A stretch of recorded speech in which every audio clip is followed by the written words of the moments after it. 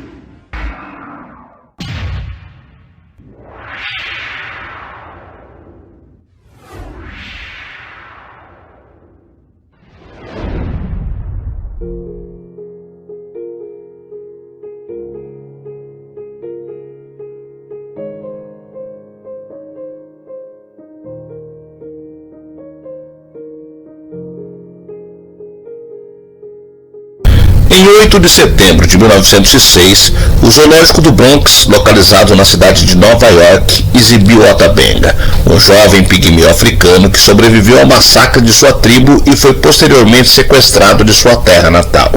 O objetivo do ato seria mostrar como a raça caucasiana seria evoluída em comparação com o rapaz de 22 anos, visto então como parte de uma raça primitiva, uma ideia que, como sabemos hoje, é completamente incorreta e racista. Durante seu período dentro do zoológico, Ota foi alvo de provocações e humilhações por parte tanto de funcionários quanto de visitantes, tudo com o objetivo de entreter a plateia. Frequentemente, ele era colocado dentro da jaula dos orangotangos, sendo obrigados a interagir com os macacos. Também precisava mostrar seus dentes com frequência, uma vez que eles haviam sido artificialmente afiados como parte de uma tradição de sua tribo. O triste episódio apenas chegou ao fim após intensas manifestações de um grupo de ministros religiosos negros que ameaçaram processar o zoológico do Bronx. Assim, após 20 dias, Benga foi finalmente libertado do local. Ele nunca conseguiu, no entanto, retornar ao seu país de nascença e acabou se suicidando 10 anos mais tarde. Em 2020, o zoológico do Bronx decidiu parar de ignorar o episódio que assombrou sua história durante 114 anos. O estabelecimento finalmente se manifestou a respeito do horrível acontecimento. Pedimos desculpas e condenamos o tratamento dado a um jovem centro-africano do povo Mibute, da atual República Democrática do Congo. Seu nome era Ota Benga, afirmou o diretor do local em um comunicado. A mensagem foi publicada durante o período em que ocorriam manifestações antirracistas em todo o território estadunidense em reação ao assassinato de George Floyd. Especificamente, denunciamos o racismo pseudocientífico baseado na eugenia, escritos e filosofias avançadas por muitas pessoas durante aquela época, incluindo dois de nossos fundadores, Malcolm Grant e Ellie Fairfield Osborne. Lamentamos profundamente que muitas pessoas e gerações tenham sido prejudicadas por essas ações ou por nossa falha anterior em condená-las e denunciá-las publicamente. Prosseguiu o texto. O reconhecimento dos erros cometidos pela instituição, vale dizer, vem após décadas de tentativas de encobrimento do que aconteceu.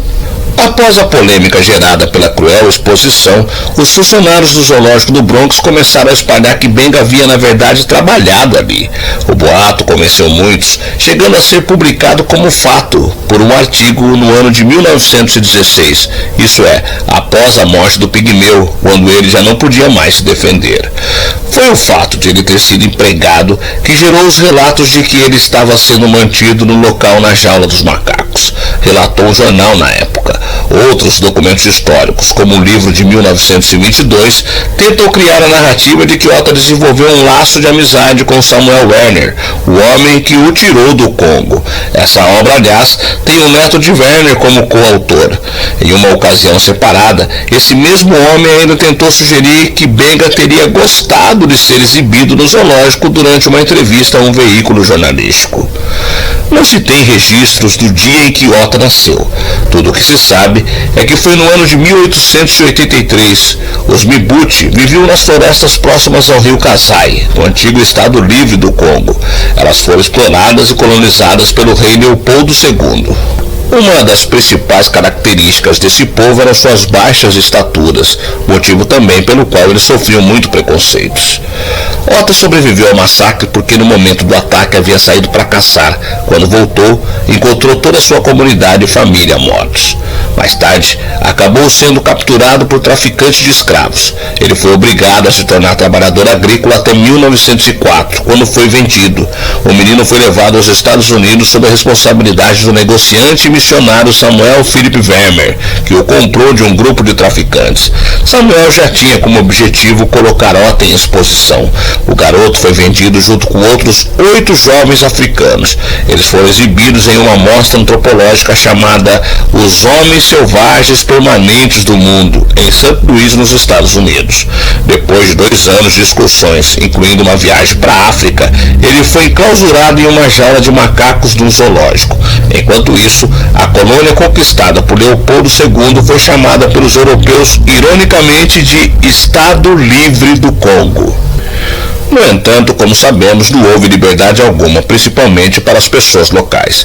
Primeiro, ele foi exposto no Museu Americano de História Natural, mas seu dono não queria mantê-lo no local porque julgava não estar recebendo dinheiro suficiente pela exposição de Otta. Foi quando Samuel o levou para o zoológico de Bronx, onde o jovem foi colocado dentro das jaulas com macacos e apresentado como se fosse um canibal. Ele se tornou parte também de uma mostra projetada para demonstrar os conceitos da evolução humana e o racismo científico que aconteceu em Nova York, em uma exposição.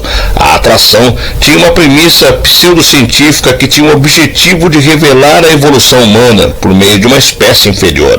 Entre as inúmeras humilhações que ele sofreu está o fato de que era obrigado a interagir com orangotangos para reforçar a ideia de ser selvagem. Ele era encorajado também a carregar um bebê orangotango como se fosse seu filho. Além disso, precisava constantemente mostrar seus dentes, que eram afiados por conta de sua cultura, que tinha o costume de deixá-los no formato triangular.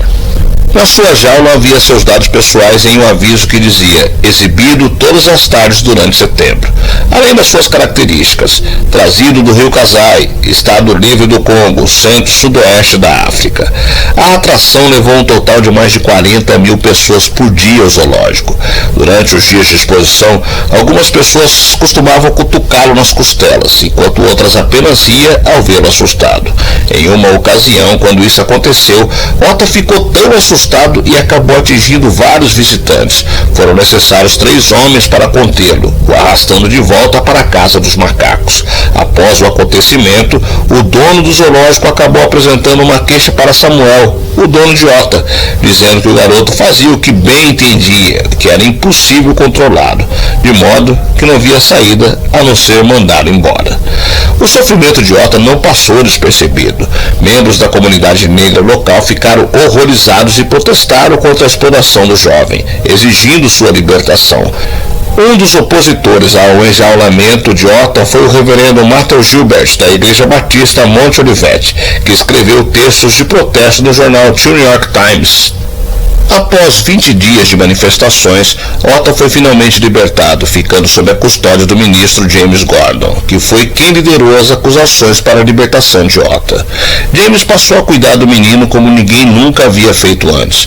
O levou ao dentista e o matriculou em uma escola segregada para crianças negras.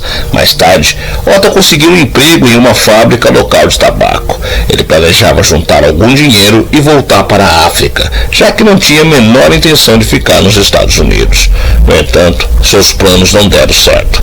Em julho de 1914 estourou a Primeira Guerra Mundial e foram suspensas todas as ações de ajuda humanitária. Ota perdeu a esperança e passou a sofrer surtos psicóticos revezados com depressões profundas. Seu calvário durou 2 anos. Ele tinha 32 anos quando a desesperança venceu o desejo de viver. Realizou um breve ritual em torno de uma fogueira, arrancou as jaquetas que cobriam seus dentes afiados e em seguida disparou uma pistola contra o próprio coração. Em memória a Ota Benga devemos refletir, nos mantermos alertas e nos utilizarmos de todas as armas para combater o racismo e qualquer ação que vise destruir nossa identidade e a verdadeira história dos povos negros.